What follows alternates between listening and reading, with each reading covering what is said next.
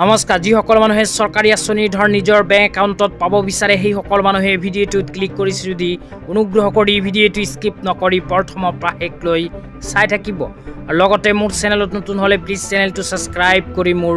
লগত থাকিব আৰু ভিডিঅ'টো শ্বেয়াৰ কৰি দিব তো আপোনালোকে যদি চৰকাৰী ঘৰত টকা নিজৰ বেংক একাউণ্টত পাব বিচাৰে বা PM কিষাণ আঁচনি টকা বা অৰুণোদয় আঁচনি টকা আপোনাৰ বেংক একাউণ্টত পাব বিচাৰে তেন্তে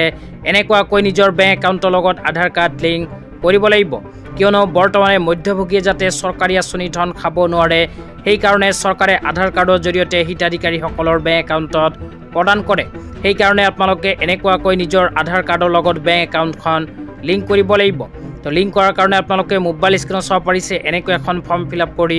জমা দিব লাগিব ফৰ্মটো কেনেকৈ ফিলআপ কৰিব প্ৰথমে জনাই দিছোঁ তাৰ পিছত জনাম ফৰ্মটো ক'ত গৈ জমা দিব লাগিব ক'ৰ পৰা ফৰ্মটো কালেক্ট কৰিব তো ইয়াতে প্ৰথমে লিখা চাব পাৰিব বেংক একাউণ্ট আধাৰ লিংকিং এপ্লিকেশ্যন ফৰ্ম তাৰ পিছত লিখা চাব পাৰিব দা ব্ৰাঞ্চ মেনেজাৰ ডেছ ব্ৰাঞ্চ তো ইয়াতে আপোনালোকে নিজৰ বেংক একাউণ্টখন যোনখন ব্ৰাঞ্চত বনাইছে সেইখন ব্ৰাঞ্চৰ নামটো আপোনালোকে লিখিব লাগিব তো এইখিনি লিখাৰ পিছত ৰাইট সাইডত চাব পাৰিব ডেট তো ইয়াতে আপোনালোকে ফৰ্মটো যোনদিনাখন জমা দিব সেইদিনাৰ ডেটটো লিখি দিব তাৰ পিছত লিখা চাব পাৰিব অকমান তলত বেংক একাউণ্ট নং তো ইয়াতে আপোনালোকে নিজৰ বেংক একাউণ্টৰ নম্বৰটো লিখি দিব তাৰ পিছত আৰু অকমান তলত লিখা চাব পাৰিব I am maintaining A bank account number তো ইয়াতে আপোনালোকে নিজৰ বেংক একাউণ্টৰ নম্বৰটো আকৌ লিখি দিব এইখিনি লিখাৰ পিছত তলত আপোনালোকে চাৰিটা অপশ্যন চাব পাৰিব ইয়াৰ মাজৰ পৰা 2 নম্বৰ অপশ্যনত লিখা চাব পাৰিব map it at NPCI two enable me receive direct benefit transfer DBT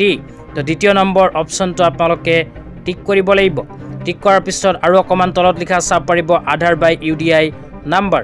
ইয়াতে আপোনালোকে নিজৰ আধাৰ কাৰ্ডৰ নম্বৰটো লিখিব তাৰ পিছত অকমান তলত নিজৰ নামটো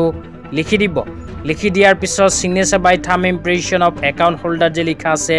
ইয়াতে নিজৰ সিগনেচাৰখন কৰি দিব সিগনেচাৰ কৰাৰ পিছত তলত আপোনালোকে নিজৰ ফুল নাম লিখিব মোবাইল নম্বৰ দিব আৰু ইমেইল এড্ৰেছ লিখি দিব এইখিনি লিখাৰ লগে লগে ফাইনেলি ফৰ্মখন ফিলআপ কৰা হৈ যাব এইখন ফৰ্মৰ লগত নিজৰ বেংক একাউণ্টৰ জেৰক্স কপি আৰু আধাৰ কাৰ্ডৰ জেৰক্স কপি সহ নিজৰ বেংক ব্ৰাঞ্চত গৈ জমা দিব আপোনাৰ বেংক ব্ৰাঞ্চত গৈ জমা দিলে নিজৰ বেংক একাউণ্টৰ লগত আধাৰ কাৰ্ডখন লিংক হৈ যাব তেতিয়া আপোনালোকক জনাই দিছোঁ ফৰ্মখন ক'ৰ পৰা